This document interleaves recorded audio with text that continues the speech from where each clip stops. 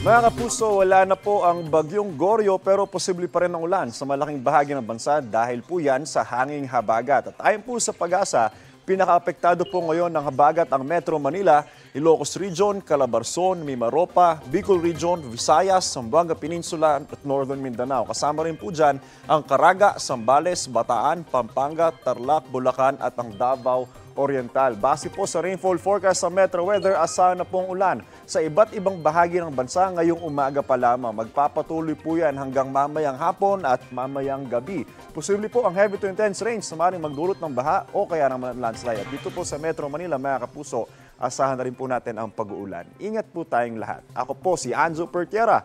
Know the weather before you go. Para mag-safe lagi, mga kapuso. Kapuso, huwag magpapahuli sa latest news and updates. Mag-iuna ka sa balita at mag-subscribe sa YouTube channel ng GMA Integrated News.